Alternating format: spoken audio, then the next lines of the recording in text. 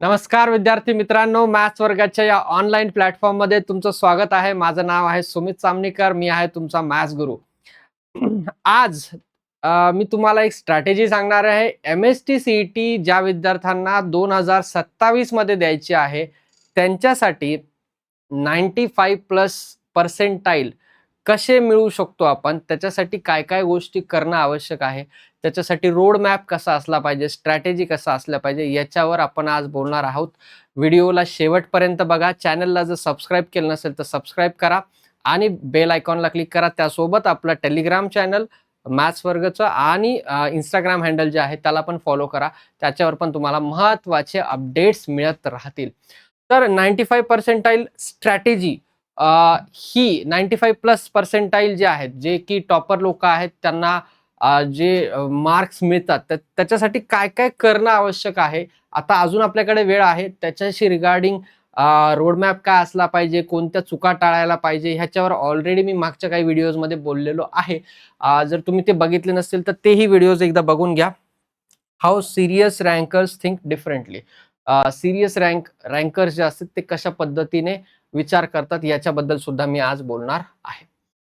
चला बघा, most students prepared backward म्हणजे काय की ते जुन्या पद्धतीने अभ्यास करतात. जसं की average preparation, which lecture should I watch, which book should I buy, which teacher is best.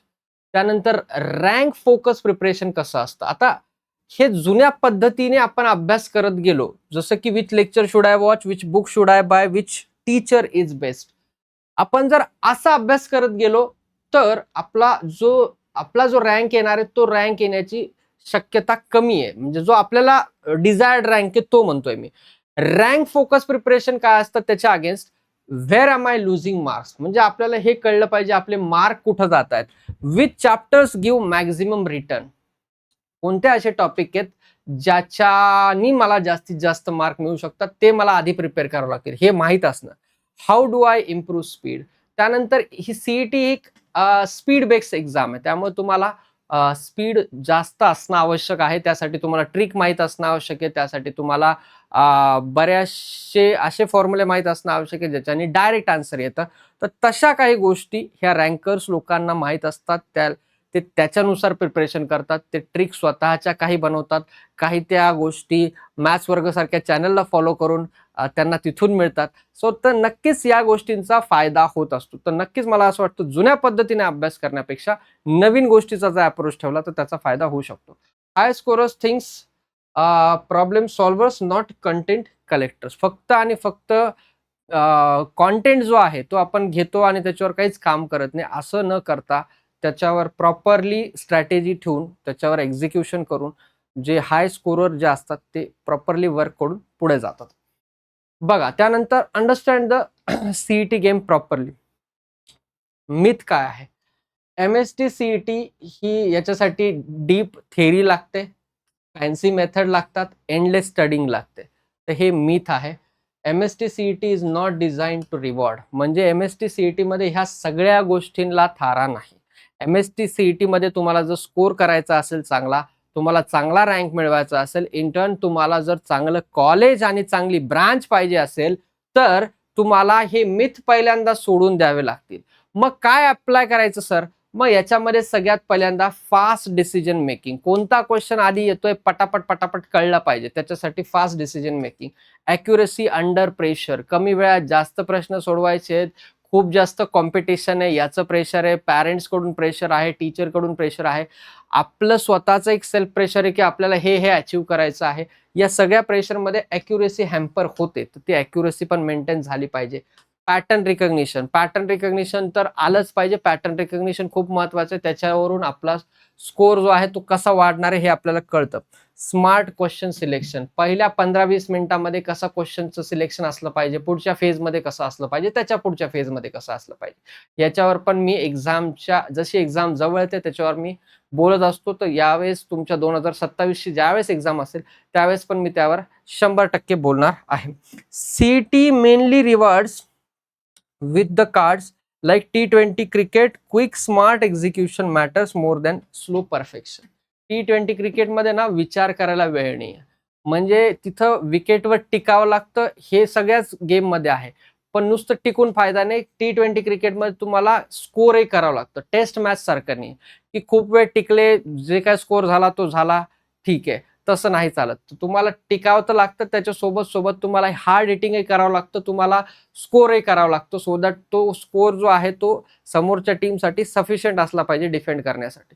त्यामुळे तीच गोष्ट इथे महत्वाची आहे. Fast decision making, accuracy, pattern recognition, smart question selection, right? High scorers obsess over efficiency. ही slide खूप महत्वाची आहे बघा, नीट लक्ष द्या.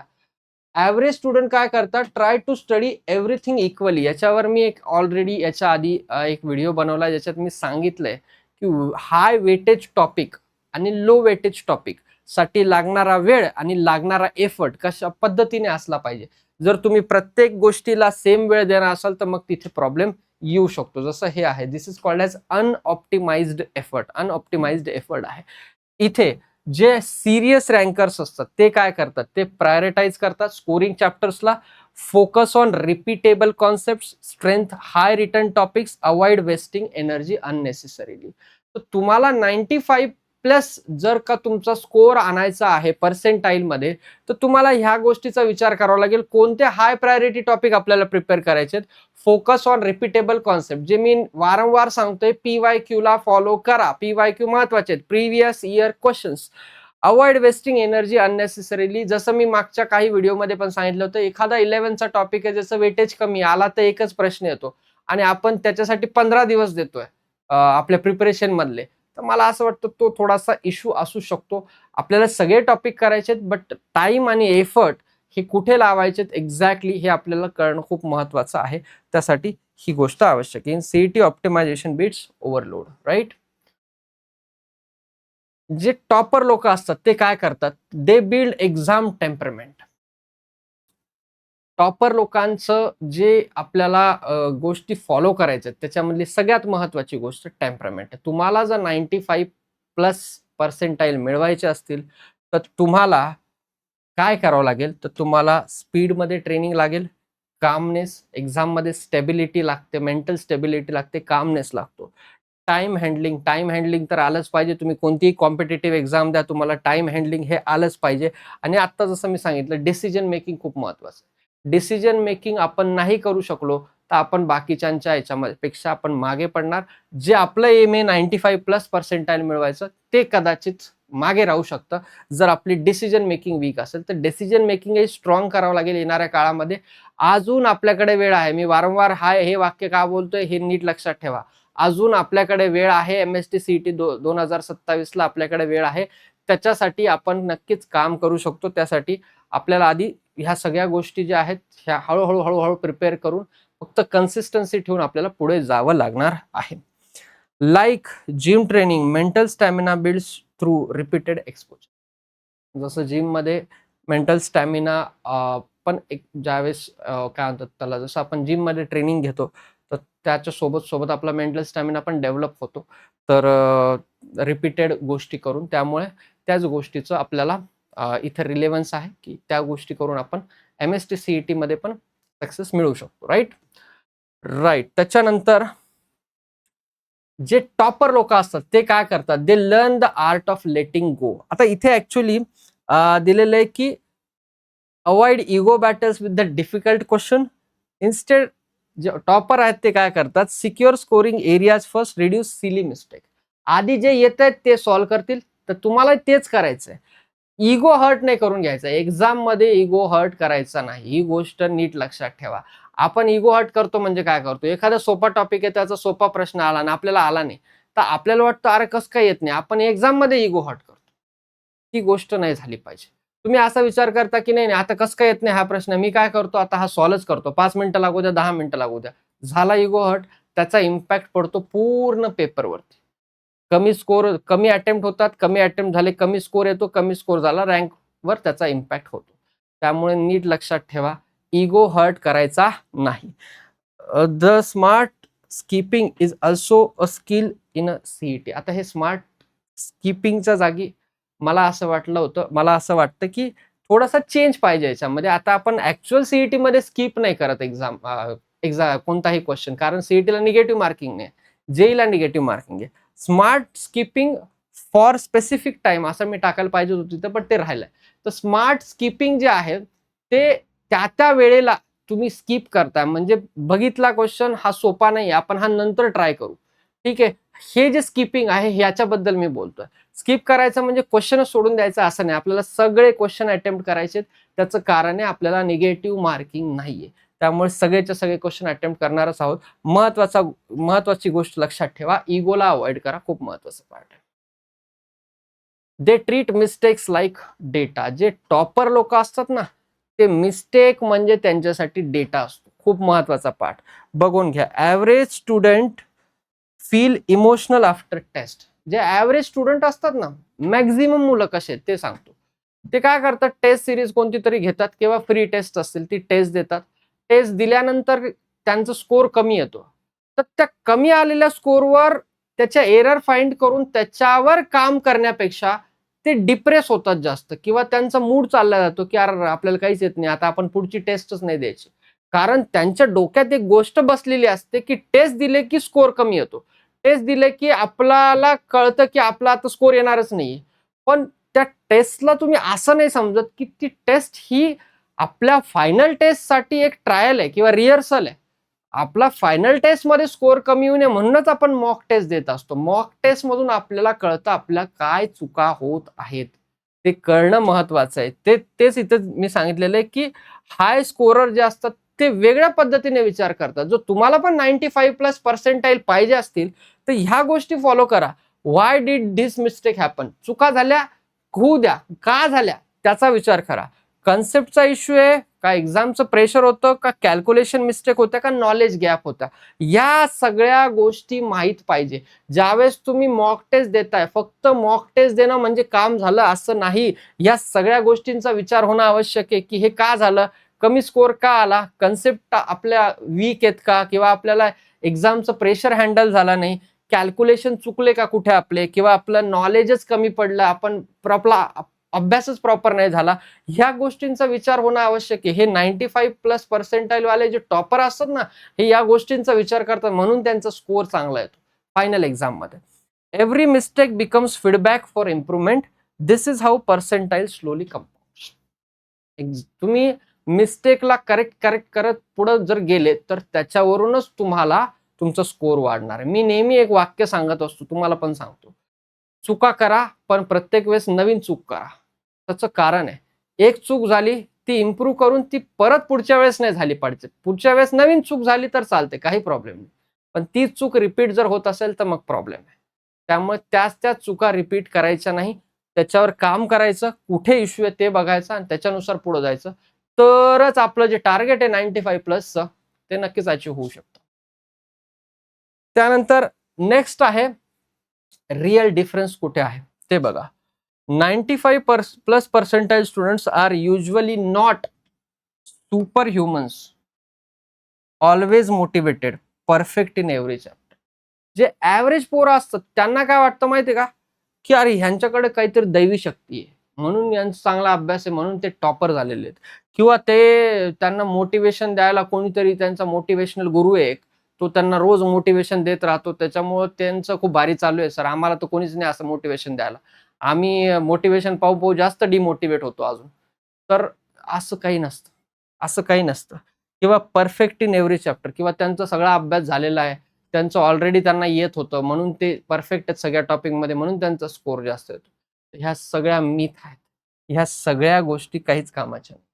असं काहीही नसतं. रादर त्याच्यापेक्षा त्यांनी याचा विचार करायला पाहिजे की ते लोक बेटर कुठे आहेत, जे लोक हाय स्कोरिंग आहेत. आपल्याला पण 95+ आणायचे, तर आपल्याला कशावर काम करणं आहे, स्ट्रॅटेजिक थिंकिंग असणं आवश्यक आहे.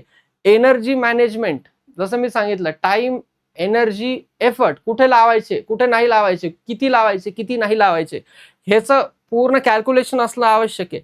कन्सिस्टन्सी अंडर प्रेशर, कन्सिस्टन्सी ही सगळ्यात महत्वाची गोष्ट. मी नेहमी देताना क्रिकेटचं एक्झाम्पल देतो की एखादा बॅट्समन पूर्ण टुर्नामेंट चांगला खेळला आणि फायनलला जर तो 0वर आउट झाला तर लोक ते पहिलं नाही बघत, लोक ते फायनलचं बघतात. तर तुम्हाला ती कन्सिस्टन्सी तुम्ही पूर्ण टुर्नामेंट मध्ये ठेवली, पण जेव्हा मेन प्रेशर होतं, मेन ज्यावेळेस गोष्ट होती फायनल, त्यामध्ये तुमची जर कन्सिस्टन्सी नाही दिसली मेन फायनल एक्झाम मध्ये, तर मग त्याचा इफेक्ट पडतो कुठेतरी. तर प्रेशर मध्ये पण कन्सिस्टन्सी राहिली पाहिजे, त्याच्यासाठी मॉक टेस्ट देणं पण इम्पॉर्टंट आहे. अवॉइडिंग अननेसेसरी केव्ज, ह्याच्याबद्दल मी मागच्या ह्याच्यात पण बोललो होतो की विनाकारण खूप साऱ्या गोष्टींमध्ये अडकून बसण्याची गरज नाही. टार्गेटेड राहायचं, टार्गेटेड गोष्टी करायच्या, त्याच्याहून तुमचा फायदा होऊ शकतो. राईट. येस. नाव आता आम्ही कुठे तुमची मदत करू शकतो किंवा करतोय रादर, याच्या आधी पण आपण खूप विद्यार्थ्यांची मॅथ्स वर्गाच्या ऑनलाईन प्लॅटफॉर्मच्या माध्यमातून मदत केली, इथून पुढेही करत राहणार आहोत. आपण काय करतो ते मी सांगतो. We are trying to help CET student understand how the exam actually works. Exam कशा पद्धतीने होते, कशी कंडक्ट केली जाते, कशा पद्धतीचे प्रश्न विचारले जातात, हाऊ रँकर्स थिंक्स, जे रँकर आहेत किंवा जे टॉप स्कोरर आहेत ते कसा विचार करतात, हे बऱ्याचदा बऱ्याच मुलांना माहीत नसतं. त्यांची जी स्ट्रॅटेजी असते किंवा ते जसा विचार करतात त्या गोष्टी पण मुलांना सांगणं आवश्यक आहे, त्याच्यावरही आपण काम करतो. हाऊ टू प्रिपेअर स्ट्रॅटेजिकली, जे मी आता सांगितलं. How to avoid wasted effort, जे आपण एफर्ट लावतोय तो वेस्ट होतोय का नाही हे पण आपल्याला कळलं पाहिजे. ते कळण्यासाठी पण काय गोष्टी करायला पाहिजे ह्याच्याबद्दलही आपण तुम्हाला गाईड करतो. How to improve maths performance practically. फक्त थेरॉटिकल वाचून, थेरम वाचून, फॉर्म्युले पाहून, पाठ करून आपला स्कोर वाढणार नाही. त्याला प्रॉपरली चॅनलाइज करावं लागेल गोष्टींना. तो कसा वाढू शकतो प्रॅक्टिकली, ह्याच्यावर आपण काम करतो मॅथ्स वर्गाच्या या प्लॅटफॉर्मवरती. That's why our content focus on real preparation psychology, practical CET strategy, scoring improvement आणि स्मार्टर एक्झिक्युशन. या 4 गोष्टीवर आपण खूप डेडिकेटेडली काम करत आलेलो आहोत. इथून पुढेही आपण ह्या 4 गोष्टींवरती काम करत राहणार आहोत. मॅथ्स वर्ग is not just about finishing syllabus. फक्त सिलेबस जर संपवायचा आहे तर मग खूप सारे चॅनल आहेत. आपलं काम सिलेबस संपवणं नाहीये फक्त, तर आपलं काम आहे की तुम्हाला तुमच्या जर्नीमध्ये शेवटपर्यंत सोबत राहणे आणि तुमचं जे स्वप्न आहे, तुमचं जे ड्रीम कॉलेज तुम्हाला मिळवायचं आहे, त्याच्यामध्ये शेवटच्या क्षणापर्यंत तुमच्या सोबत राहणे. तर नक्कीच, because sometimes the right mindset and strategy changes entire preparation chart. त्यामुळे आम्ही तयार आहोत तुमच्यासाठी. MST CET 2027 ला आपल्याला मॅक्झिमम रिझल्ट महाराष्ट्रातून आणायचे आहेत, त्याच्यासाठी आम्ही तयार आहोत. टीम मॅथ्स वर्ग, तुम्ही तयार असाल तर आपल्या चॅनलला आजच्या आज सबस्क्राईब करा आणि बेल आयकॉनला क्लिक करा आणि जास्तीत जास्त लोकांपर्यंत हा व्हिडिओ शेअर करा. भेटूयात पुढच्या व्हिडिओमध्ये. Thank you very much.